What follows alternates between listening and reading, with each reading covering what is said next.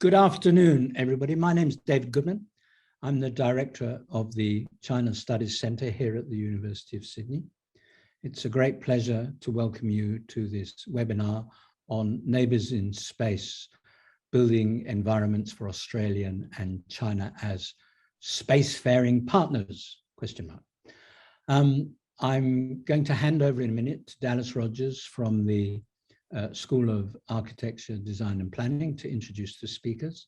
But before I do that, I would like to acknowledge the traditional owners of the land on which the university is and on which you may be, their elders, past, present and emerging, and their knowledges thereof. Over to you, Dallas. Thanks so much, David, and hello everybody. I'd also like to acknowledge the Aboriginal custodians of the land on which we're meeting today. That is the Gadigal people of the Eora Nation for me too here in Sydney. Apologies for my voice today. I'm getting over being a little bit ill, and hopefully my voice will last this very short introduction. So we're here today to talk about the research landscape that's developing around the renewed appetite to explore and exploit space by governments and large private sector corporations from around the world. And I'll just jump to the next slide, Yuan. And we really have two objectives for us here this afternoon. The first is to talk about a short report that Dr. Yuan Wei and I are just finishing up, and we had some early help with that report from Professor Roy McLeod. And this is really an exploratory report that's trying to open up a critical debate about China and Australia's roles and the possible research collaboration opportunities in the plans to create habitable environments on the moon.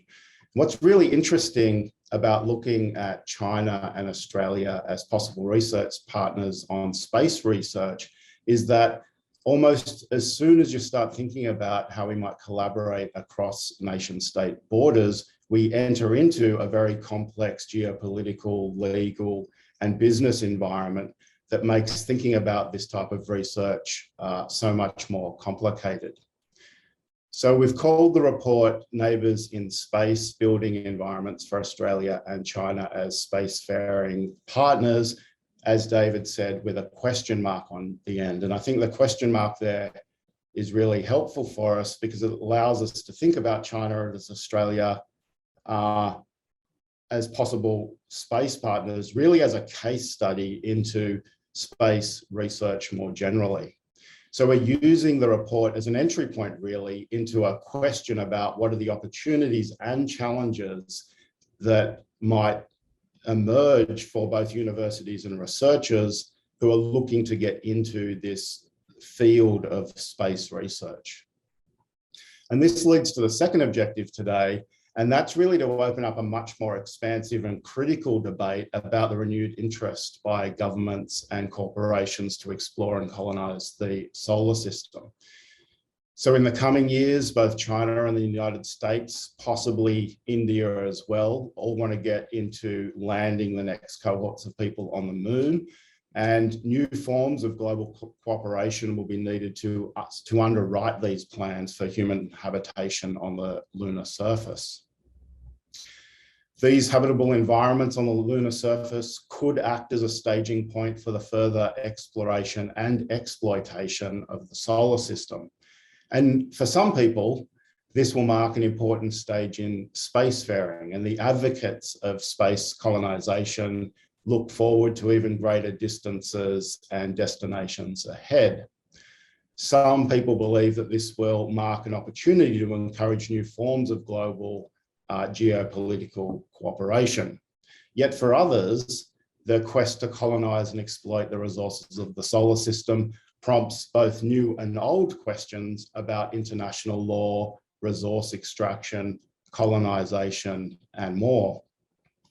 And what's really important for us here in Australia, in this settler colonial state, in this place that has a violent settler colonial history, is to critically reflect on our role in the colonisation of the solar system. So in the United States, both SpaceX and Origin are currently competing to build a lunar landing system that will take their next groups of people to the moon. And in late 2020, the Chinese Space Agency unfurled the Chinese flag on the moon for the first time. The prospect of multiple nations exploring the solar system, of course, offers or opens up many new research opportunities, but this will also prompt the need for a lot of critical and hard questions about those research opportunities. And a lot of the current research activity is directed towards the STEM disciplines and fields, and the STEM disciplines are important to space research. There is no doubt about that. But what's interesting about asking if Australia and China could be productive space research partners is the discussion in response to these types of questions quickly moves beyond STEM. In fact, as soon as you start talking about what the research questions might be, or how we should investigate them, or who should be involved, you find yourself talking about more than science and more than technology and more than mathematics really quickly. And we think that's a really interesting dimension of thinking through space research. So if you just think about the latest attempts to design and build reusable spacecraft and habitable environments on the moon, which is a key objective of many major space agencies around the world, all these space agencies are searching for life and habitable worlds beyond Earth, but all of them are not doing it alone. They're bringing along the private sector with them, or the private sector is leading in some cases in really interesting ways. In the United States, of course, everyone will know that Jeff Bezos, Blue Origin, and Elon Musk, SpaceX are both competing to build NASA's next lunar landing system. And this is a kind of classic STEM project, if you like, with all this rocket building and landing systems, and what me and Yuan are particularly interested in, which is the extreme environment architecture that they're building that goes along with this. And these how are we going to do it STEM questions are certainly interesting. And there's no doubt that the science and physics and the engineering is just exceptional in these projects. But alongside any how are we going to do it STEM questions, there's always the why are we doing this questions that go along with this. And in space research, this creates a very complex collaborative landscape, which will require not only STEM researchers, but STEM researchers working alongside sociologists and philosophers and ethicists and psychologists and lawyers and architects. Just consider for a moment that the space activities of the private corporations such as Blue Origin and SpaceX might be used in time to extend the US's political power and influence on Earth, as has happened in the past. The space industries of today involve different alliances between the public and the private sector. And these new public-private configurations are each pursuing different civil, corporate, and scientific agendas. And actually, when you look at these projects, they actually call into question these analytical categories themselves. So things like, what is the public? What is the private? What's corporate? What is scientific mean in this sense? To give you like one very quick example, we have space industries in the US that are backed by billionaires with self-confessed libertarian views about government, while China's space industry has, at least in part, been underwritten by state-owned corporations. So very different configurations of the public and private and what we think these companies are doing.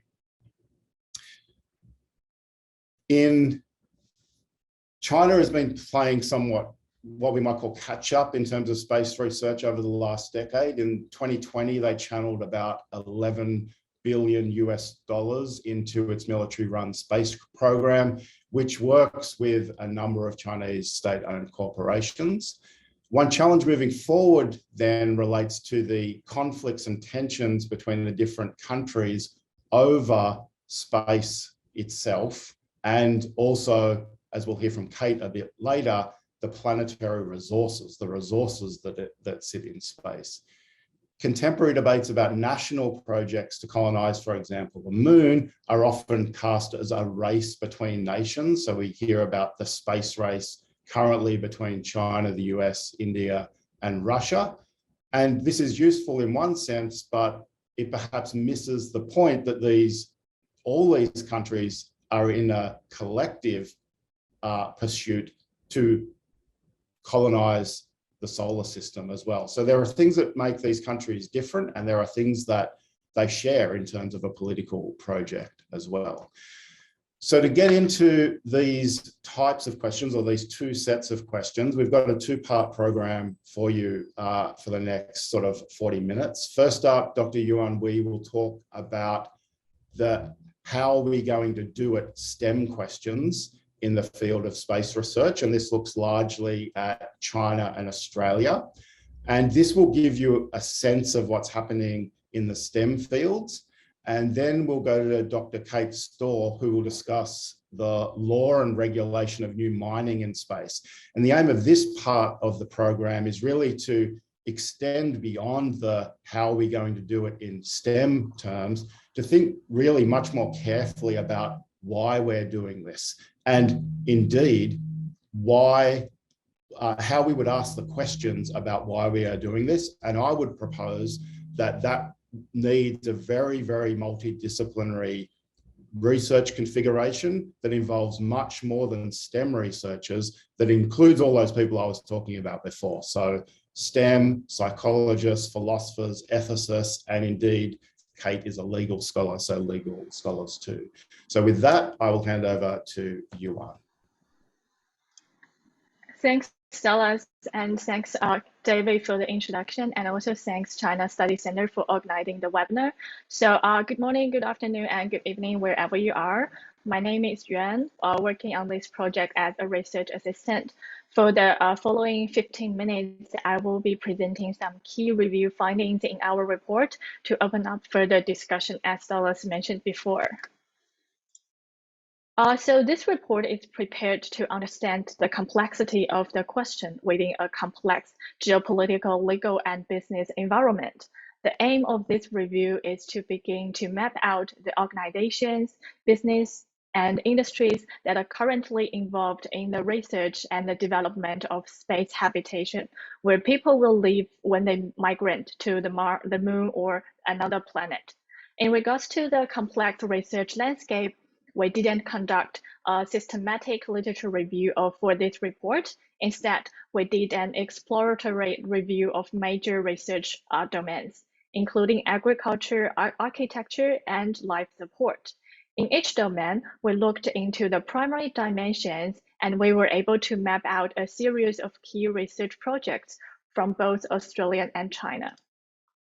So firstly, we looked into the domain of space agriculture. This refers to the cultivation of crops for food and other materials in space or on off-Earth celestial objects.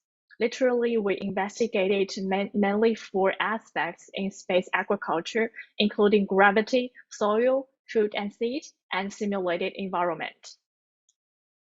This table shows the primary research fields and subfields for space agriculture. The blue cells represent the research conducted in Australia, while the pink cells showing the research in China. We investigated several Australian research in terms of stress resilience and adaptation, soil microbes and simulant, as well as food preservation. Researchers are located across several educational and research institutes. For example, researchers at the Wade Research Institute at the University of Adelaide have studied crop plant nutrition and stress resilience under extreme conditions. And Professor Matthew Gilliam at this institute is developing programs in agriculture for the adaptation and growth of plants in space environments. Also, the geographical features in Australia enables more research and experiment on soil simulant or analog, which will use some native Australian soil to simulate the soil on the moon or the Mars. In China, there are quite a lot of research projects as well, focusing on soil simulant, seed mutation, and artificial closed ecosystem for cultivating food. Since 1987, China for the first time took rice and other crop seeds into space within its 9th returning satellite. In January 2019, the Chang'e formation, which aimed to explore the dark side of the moon with a robotic lander with biological research capabilities, took cotton seeds to the moon where seeds sprouted, marking a first for this line of investigation.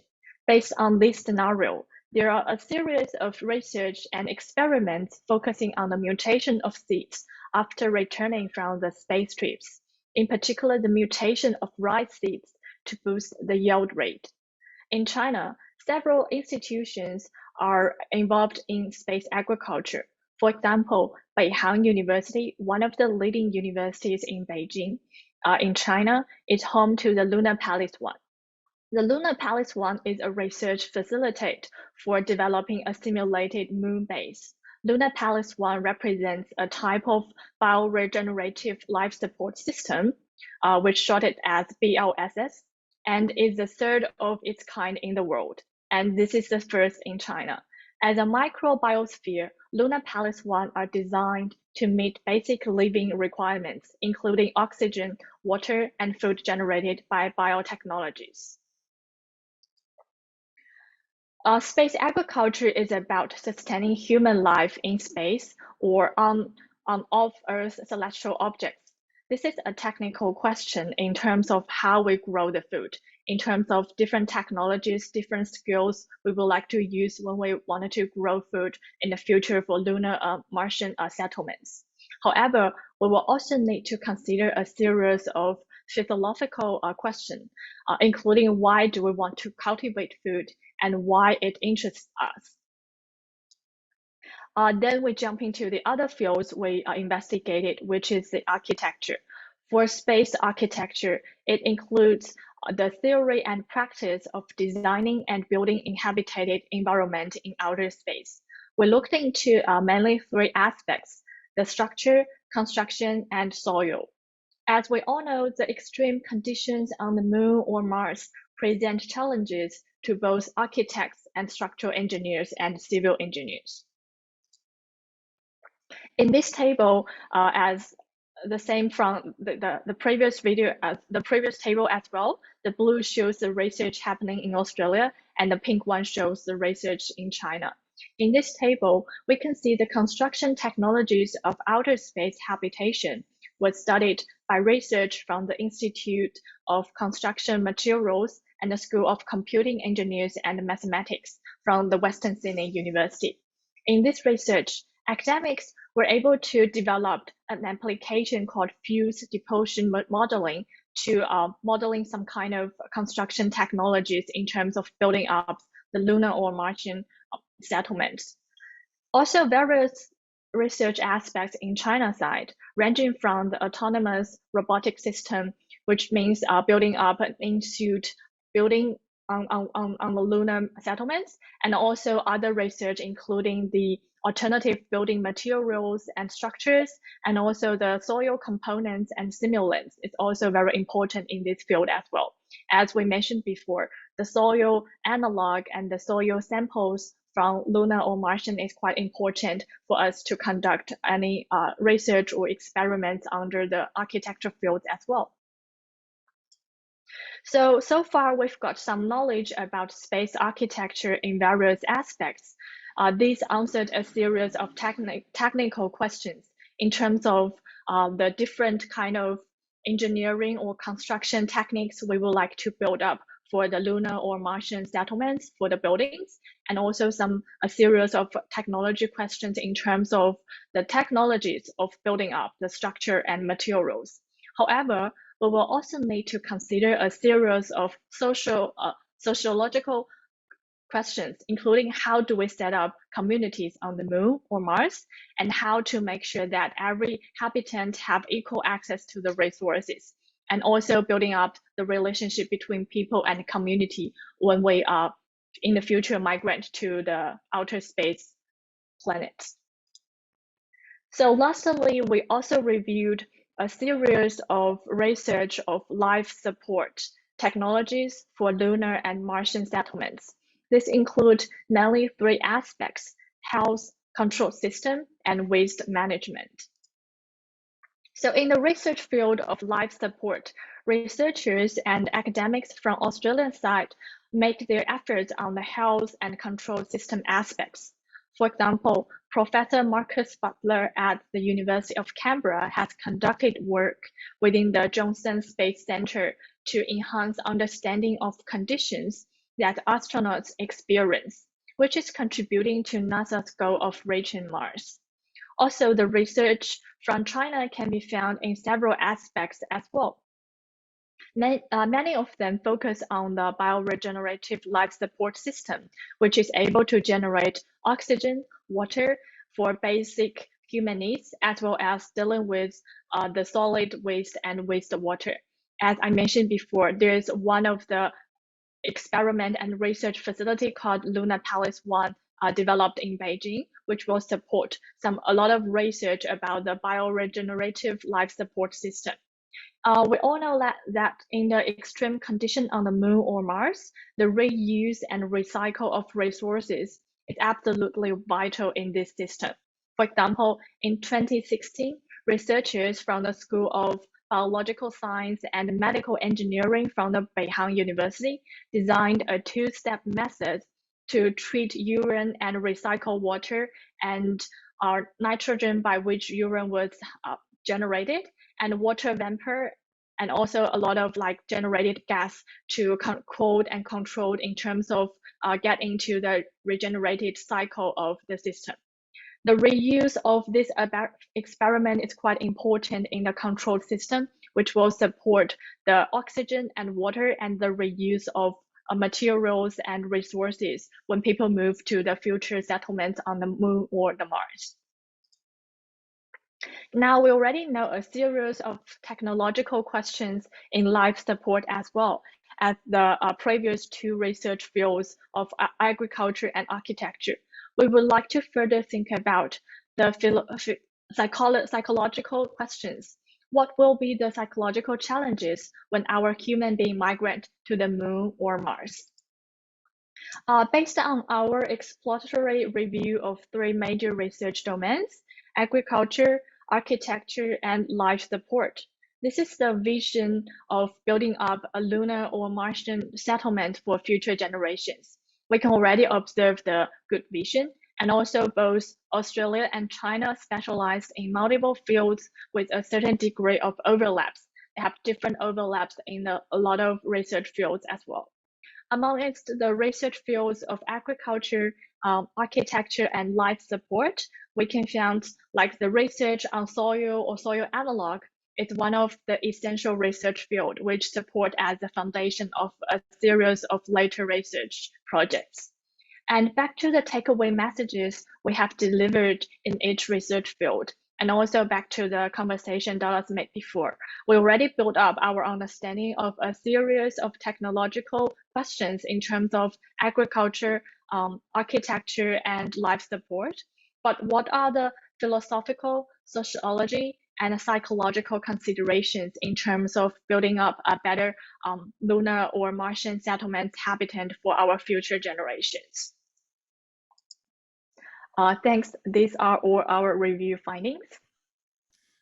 Thanks so much for that, Yuan. I'll just get you to stop sharing your screen. Thanks so much. So as we said, they're some of the STEM considerations. And as I prompted in the beginning, STEM seems to capture a lot of our imagination when it comes to space. Can we do it? How would we do it? What are the technologies we need?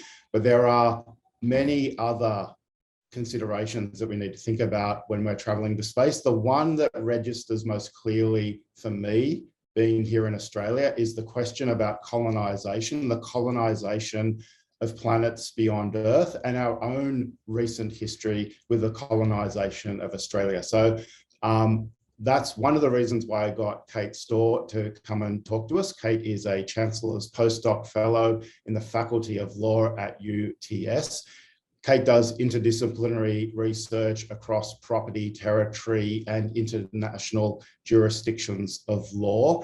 And recently, Kate published a really great book called International Status in the Shadow of Empire, Nauru and the Histories of International Law, which Kate's current project, I just read as leveraging straight out of that work. So I've asked Kate along really to push us along and to make us think critically about the question of what are we doing and why do we want to explore and colonize and claim resources in space? And really, is this what are the positives and then the negatives of this? So Kate, over to you.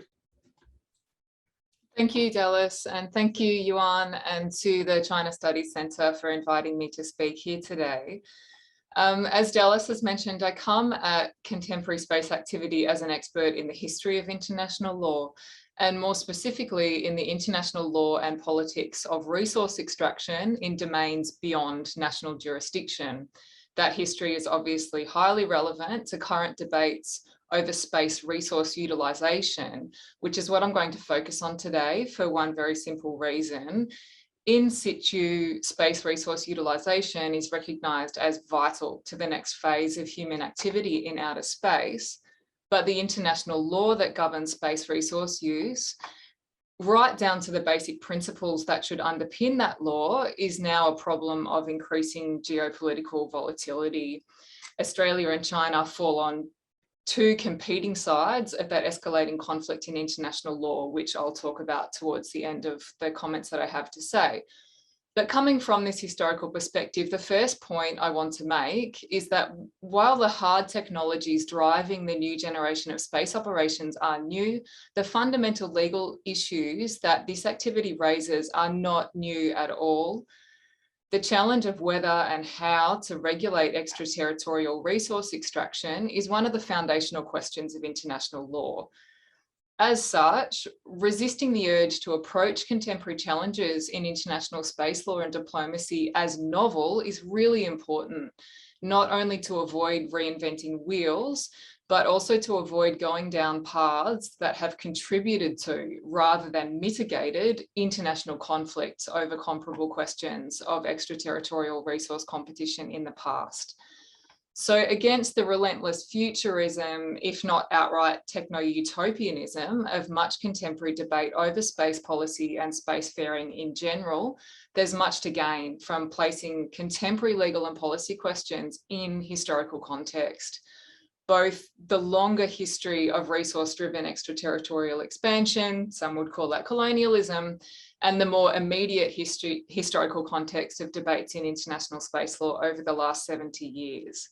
So I'm going to say something about the longer historical context first, and then I'll move to make some observations about the development of international space law as it pertains to space resources from the 1960s onward. So taking the longer view, in the longer history of European colonialism, taken broadly from the 16th century onward, there are perennial legal themes that have remained remarkably stable over time, even as they shift in expression and sophistication. All of these themes are now expressing themselves in international space law and diplomacy, but are somewhat missing from a lot of the STEM conversations that are currently occurring. So the first theme is the symbiotic relationship between the state and the corporation in undertaking extraterritorial activity. That has always been the case, it's not new. At the domestic level, this expresses itself in policy debate over the appropriate degree of public subsidisation of entrepreneurial enterprise, of the collection and distribution of royalties and profits of resource exploitation, and the risk of monopolisation of new resource fields by state-backed first movers. And that's clearly a long-term objective of both SpaceX and Blue Origin. At the international level, this theme, the interplay of the state and corporation, expresses itself through debates over state liability for corporate conduct in extraterritorial domains, which is a very live issue in space law at the moment, and also over trade-based geopolitical alliances that can sit very uneasily with shifting domestic political agendas.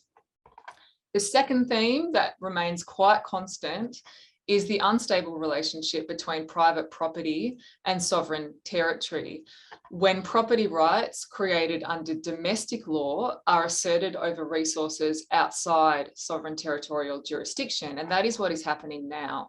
Property rights in space resources are recognised under the domestic legislation of the United States, of Luxembourg, and of others.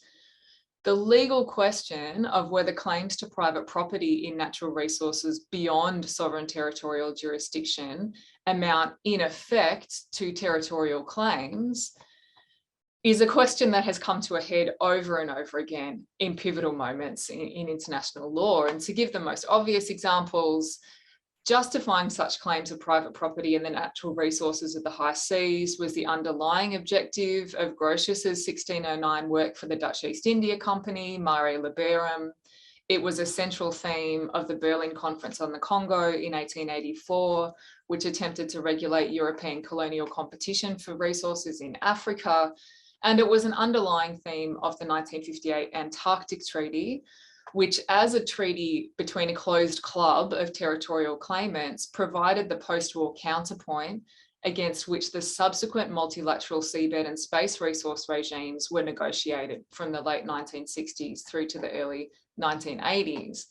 The third theme, usually prompted by such pivotal moments, is the ultimate question of the nature of the authority, if any, that is competent to claim jurisdictional power over extractive activity in domains beyond recognised jurisdictional order. And this is really a live question at the moment. Who can claim jurisdictional power to dictate what the laws will be that will govern off-Earth resource extraction? And we're seeing a lot of quite tectonic shifts in geopolitics as a result of this question being raised.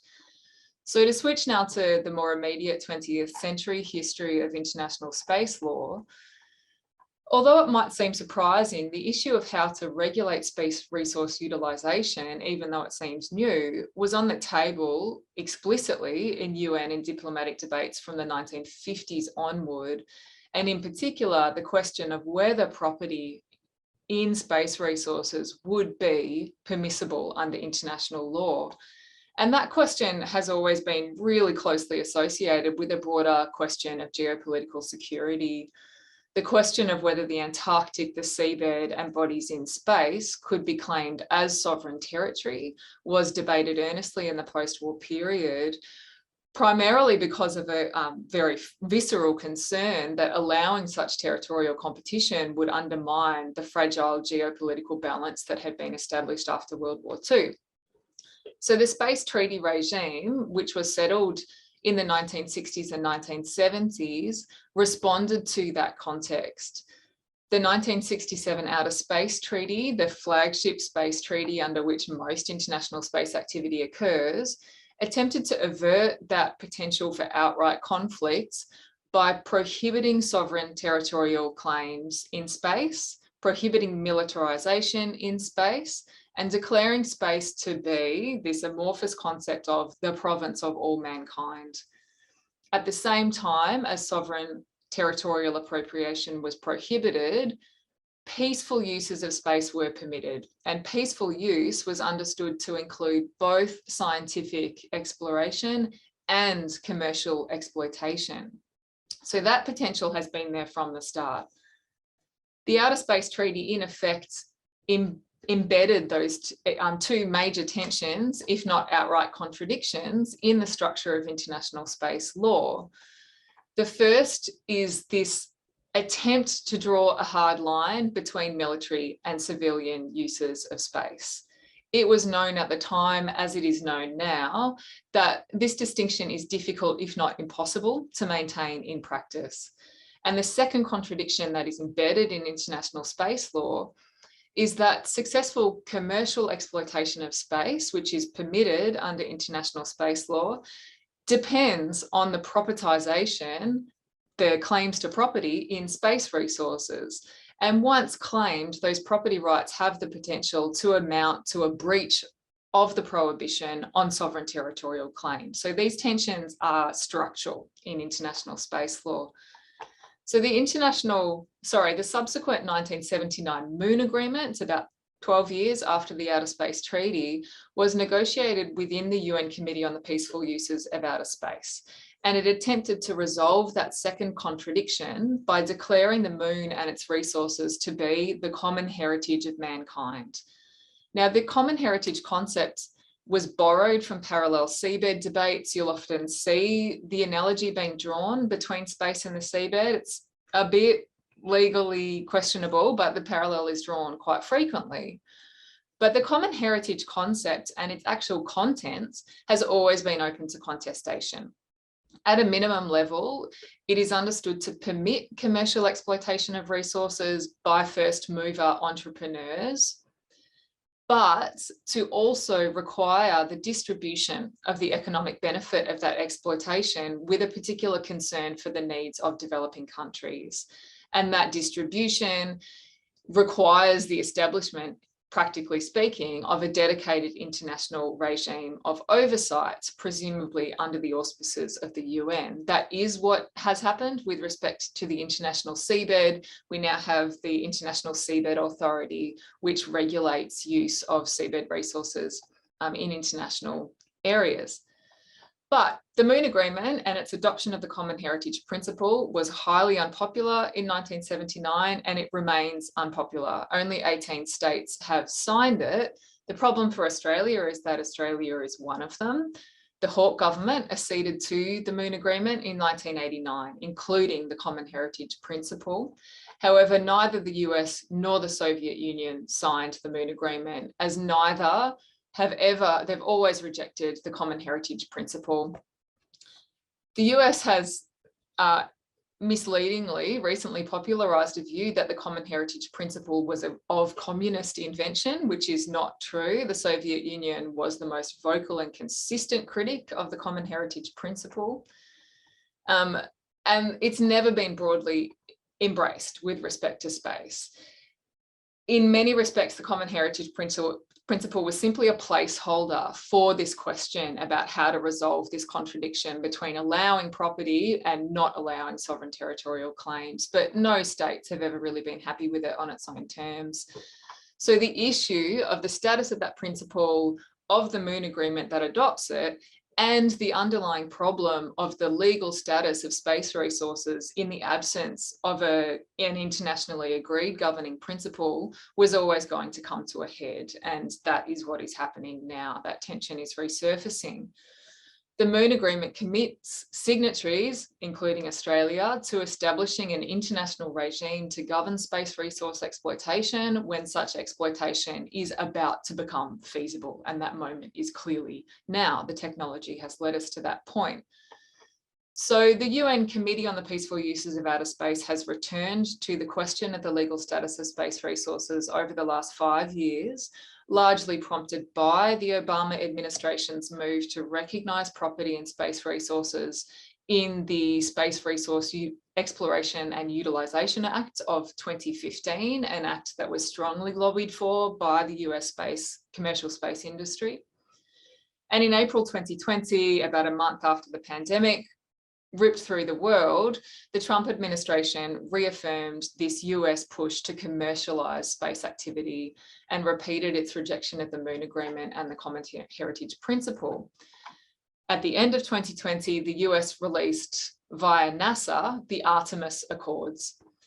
The Artemis Accords effectively attempt to sideline the multilateral debates that happen through the UN over the question of space resources. What the Artemis Accords are attempting to do is to construct an alternative space governance regime that is based not on multilateral agreements, but on bilateral agreements that are signed with the US. It is a US-penned agreement. The Accords provide high-level rules on interoperability, on the release of scientific data, on the establishment of safety zones around operations, and the avoidance of harmful interference with other operations. But at the same time, the Artemis Accords include a very interesting statement. They declare that the extraction of space resources does not inherently constitute national appropriation. This statement, in and of itself, represents the US government's interpretation of existing international law as opposed to a statement of settled international law. It is contested very strongly by other members of the international community.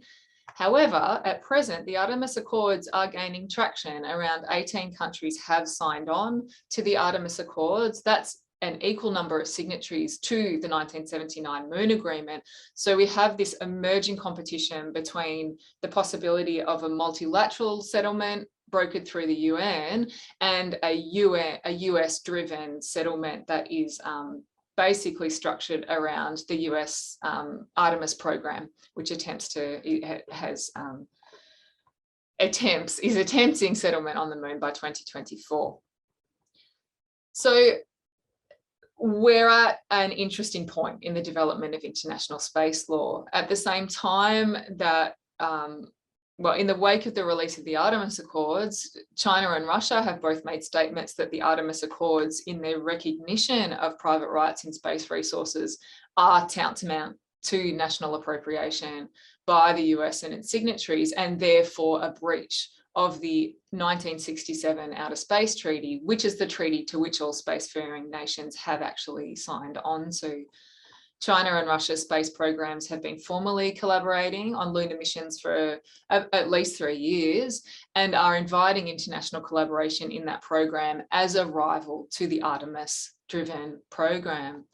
So what we're seeing then with the adoption of the Artemis Accords is I would argue, a really significant shift in the principles that underlie the question of resource exploitation beyond sovereign territorial jurisdiction. We're moving away from the principles of international oversight of such areas that evolved over the 20th century and seemingly back towards something like the high imperial competition of the 19th century. That said, it's important to note, and this is where I'll end up, is that there is significant disquiet beyond the US's most obvious allies regarding the Artemis Accords over what is occurring and the US attempts to essentially co-opt or at least sideline UN negotiations. This includes amongst members of the African Space Agency, which has 55 members. It also includes members of the European Space Agency. And so it's important to note that the prospect of a UN-driven multilateral counterpoint to the US Artemis Accords is not dead. The UN Committee on the Peaceful Uses of Outer Space has just in the last few weeks adopted a 5-year work plan with a view to mounting an international conference in 2024 on the question of space resources, with the hope of negotiating a replacement treaty for the Moon Treaty by 2027. So we're going to see a lot of activity over the next couple of years, and it's unclear as yet how this tension between international collaboration, broad-based international collaboration, and this emerging kind of imperial bloc approach to the question is going to play out. That is an open question, and there is a lot of work for Australian diplomats to do and Australian policy writers and academics to do in working that out. The problem for Australia and China, as I said, is that we're lining up on very different sides of that debate in international law, which has the potential to lead towards quite significant international conflict. And I would very much encourage all workers in STEM to be aware of that escalating tension in international law. It's not technical, it is real. Of space resource negotiations is not a foregone conclusion. I just want to argue against a techno-utopian adoption and sort of optimism about the new generation of space activity. We really need to be alive to the potential. We really need to be alive to the potential geopolitical effects that will flow on from allowing private rights in space resources to be recognised as lawful. If history is any guide, what we're likely signing up to by acquiescing to such claims is the hasty design and implementation of jurisdictional forms within which those claims will make sense. And there's really a limited range of options to go from there. We're either looking at escalation to full sovereign claims made around space operations and lunar missions, which would provoke serious conflict between space blocs, or the design of partly and perhaps not very well thought out internationalized structures of administration, which, if history again is any guide, may well fail, leading to conflict. So I agree 100% with Dallas. We need more interdisciplinary discussion about these various aspects of ongoing space activity, because the risk of geopolitical conflict intervening in the sorts of STEM programs that you two are very, very admirably involved in is really significant. And I think those conversations need to happen more. So I'm glad that we have this forum to talk about it. Thank you. I'll leave it there.